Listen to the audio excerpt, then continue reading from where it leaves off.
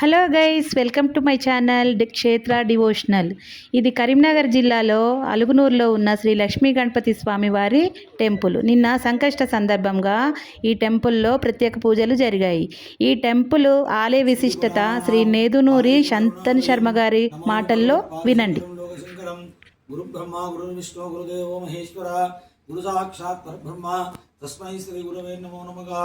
వక్రతుండ మహాకాయ కోటి సూర్య సమప్రభ శ్రీమన్మహాగణాధిపతయే నమః. శరధిందు సమాకారే సర్వబ్రహ్మస్వరూపిణి బాసరాపిణే సరస్వతి నమో నమః.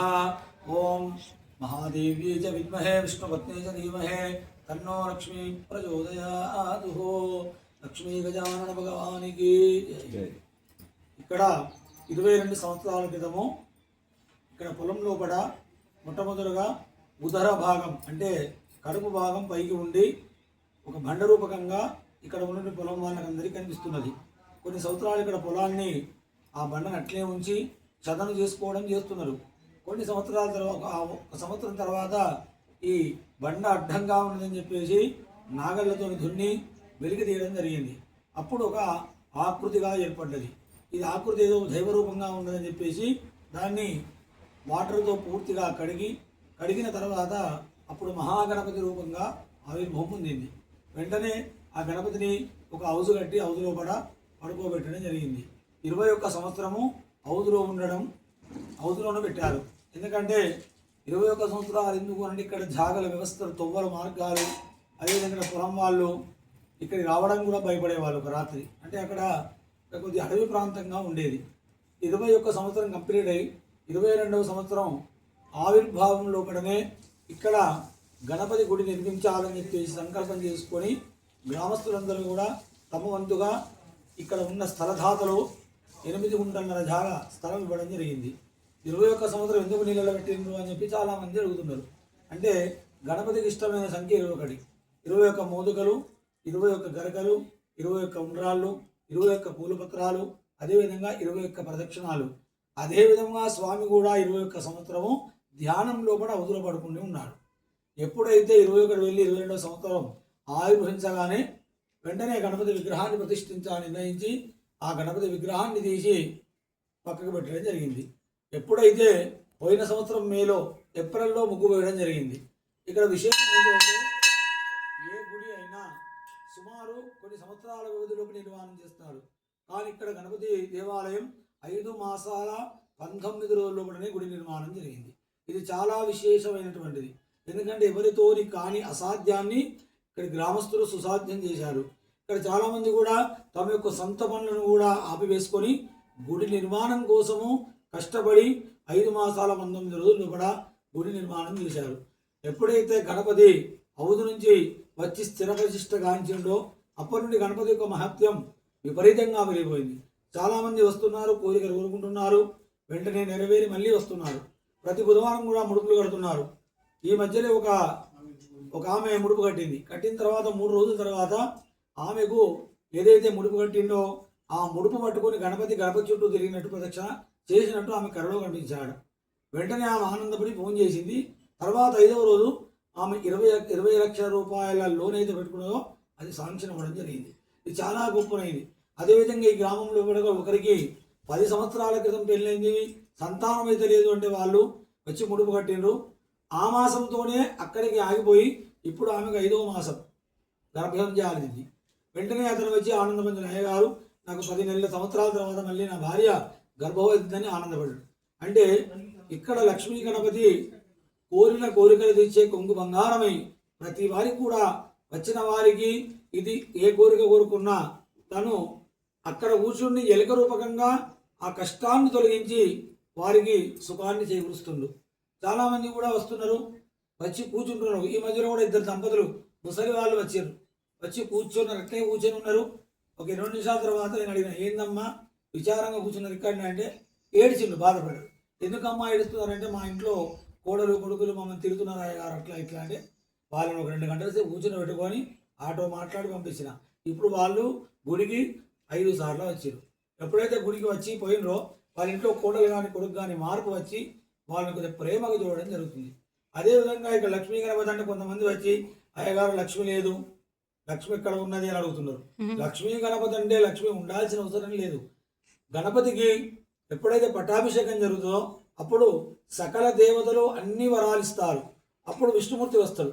విష్ణుమూర్తి రాగానే విష్ణుమూర్తి యొక్క నాభి నుండి లక్ష్మీదేవి బయటకు వచ్చి గణపతికి ఒక వరం ఇస్తుంది. నువ్వు సిద్ధి బుద్ధి ప్రదాయకుడు ఉన్నావు, ఇప్పుడు నేను నీలో లీనమవుతున్నాను, నువ్వు శుభము లాభాన్ని చేకూర్చి లక్ష్మీ గణపతిగా పేరు ఉంది అని చెప్పేసి ఆయన లీనమైపోతుంది.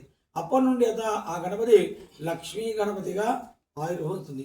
అదేవిధంగా సంకటహర చతుర్థి వైభవం కూడా ఎట్లా అంటే, సంకటహర చతుర్థి మొట్టమొదటిగా పార్వతీదేవి వ్రతాన్ని ఆచరించి గణపతిని సంతానంగా పొందింది. అదేంది గణపతి సంతానంగా మళ్ళీ ఆమె గణపతి పుట్టుడు ఏంది అంటే, సృష్టి మొదలైనప్పుడు, సృష్టి ఆవిర్భవించినప్పుడు వాయువు, నీరు, నిప్పు, జలము అన్ని పుట్టినప్పుడు ఒక మేఘం కూడా ఏర్పడ్డది. ఆ మేఘం ఏర్పడి వర్ష రూపంగా పడి సముద్రం లోపల ఒక రాగి ఆకు మీద ఒక బిందువు పడ్డది. బిందువు పడడంతోనే మొట్టమొదటిగా తొండం ఆకారంగా ఏర్పడ్డది. ఈ తొండం ఆకారం పెద్ద పెద్ద చెవులు, పెద్ద ఉదరము ఈ విధంగా ఏర్పడి మహాగణపతి రూపకంగా ఆవిర్భవించింది. అందుకే సృష్టి మొదలు కాగానే మొట్టమొదటి దేవుడు ఆదిదేవుడు మహాగణపతి ఆరంభించినాడు. కుమారస్వామి కూడా గణపతి సంకటహర వ్రతాన్ని చేసి అతను నెమలి వాహనాన్ని పొందాడు. తర్వాత తారకాసుని కూడా వధించాడు.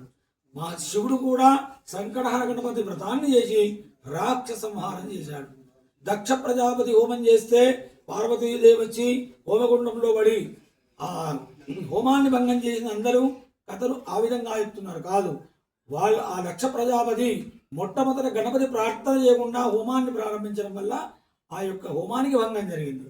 అదేవిధంగా సకల దేవతలు కూడా ఎవరైతే ఆ గణపతిని ప్రార్థించకుండా ఏ వ్రతము ఏ పూజలు చేసినా ఆ వ్రతాలకు ఫలితం ఉండదు. అదేవిధంగా శివపార్వతుల కళ్యాణం అయినప్పుడు కూడా శివుడు పార్వతి ముక్కోటి దేవతలందరూ కూడా నివాసమై ఉంటారు.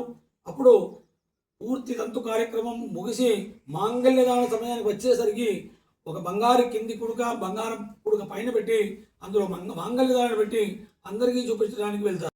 వచ్చేసరికి అందులో మాంగళ్యం ఉండదు.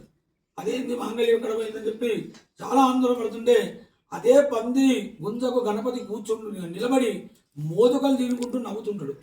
అదేందయ్యా మాంగళ్యం పోయిందంటే అందరు బాధపడితే నవ్వుతున్నాం అంటే, మీరు మొట్టమొదటి గణపతి ప్రార్థన చేయలేదు, అందుకే ఆటంకం జరిగింది.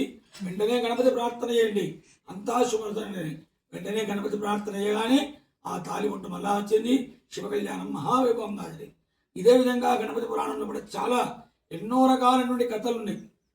అందరికి ఏం తెలుసు, అమ్మవారు పసుపుతోని పిండి ముద్దని చేసి ప్రాణం పోసిందని ఒక కథ చెప్తారు. కానీ అది కాదు. శివుడు పార్వతీదేవి యొక్క ఏకాంత మందిరానికి వచ్చినప్పుడు తొవ్వలో అతనికి ఒక మంచి అందమైన బొమ్మ కనబడుతుంది. ఆ బొమ్మను తీసుకొని వచ్చి పార్వతీదేవికి ఇస్తాడు. ఆ పార్వతీదేవి ఆ పిల్లవాడిని ఒళ్ళో బండ పెట్టుకునేసరికి పార్వతీదేవి యొక్క వృక్షోజానాలు ఆ బొమ్మకు తాకగానే అతనికి ప్రాణం వస్తుంది. అది ఆ తర్వాత కాపలా ఉండడము, శిరశ్ఛేదనం చేయడము, మళ్ళీ గజాసుని తలబెట్టడము, మళ్ళీ గణపతి యొక్క కథలు. అంటే లక్ష్మీ గణపతి, ఈ గణపతి కథలు ఎన్ని విన్నా ఎంత చెప్పినా తక్కువనే. ప్రతి పురాణంలో కూడా గణపతిని స్మరించని పురాణమే ఉండదు. అందుకే తప్పగా మీరు ఇక్కడ ఉన్న స్వయంభూ లక్ష్మీ గణపతి, మన తెలంగాణ ప్రాంతంలో కూడా ఇంత మంచి వైభవమైన లక్ష్మీ గణపతి ఎక్కడా లేడు. ఇది మరికొన్ని సంవత్సరాల తర్వాత తప్పగా తెలంగాణ కాణిపాకం తప్పక అవుతుంది. ఇప్పుడే జనాలు చాలా వస్తున్నారు. ఇన్స్టాగ్రామ్ కావచ్చు, యూట్యూబ్ కావచ్చు, ఇంకా ఫేస్బుక్ కావచ్చు, చాలా మంది వస్తున్నారు, అడుగుతున్నారు అయ్యగారు ఇది ఎక్కడ, ఈ ప్లేస్ ఎక్కడ అని. అందరికీ ప్లేస్ చెప్పడం జరుగుతున్నది. వస్తున్నారు చాలామంది. బుధవారం నాడు చాలా విభవంగా ఎంతోమంది కూడా దర్శనాలు చేసుకుంటున్నారు. ఇక్కడ మీరు కూడా తప్పగా గణపతిని దేవాలయానికి రండి, స్వామిని ఒక్కసారి చూడండి. మీ యొక్క కోరికలన్నీ కూడా తప్పగా నెరవేరి ఆ గణపతి ఎల్లవేళలా మీ అందుండి మీ యొక్క సకల కష్టాలు తొలగించి సకల సుఖములు సంప్రాప్తించలేరని ఆ లక్ష్మీ గణపతి తప్పగా వరాలిస్తారని నేను తప్పగా మరలా చెబుతున్నాను. మీరు తప్పగా గణపతిని ఒక్కసారి వచ్చి ఆ స్వామిని కన్నారా చూడండి. లక్ష్మీ గజానన భగవానికి జై.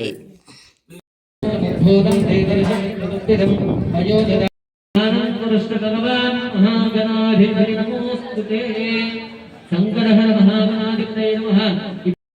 देहत्रयातीतः संस्कारत्रयातीतः तन्मूलाधारे स्थितोऽसि नित्यं तं शक्तिप्रजात्मकः त्वां योगिनाध्यायन्ते नित्यं तं ब्रह्मा तं विष्णुस्तं रुद्रस्तं इन्द्रस्तं अग्निस्तं वायुस्तं सूर्यस्तं चन्द्रमास्तं ब्रह्मभूर्भुवस्य बलो धनादिं पूर्वमुच्चार्य वर्णादेः तदनन्तरम् अनुस्वारः परतरः अभ्येन्द्रसितं कारेण रुद्धम् एतत्प्रवमनस्वरूपम् नकारः पूर्वरूपम् नकारो मध्यमरूपम् अनुस्वारश्चान् श्रीमन्महागणपतिर्देवता ॐ गं गणपतये नमः एकदन्ताय विद्महे वक्रतुण्डाय धीमहि तन्नो दन्ते प्रचोदयात् एकदन्तं च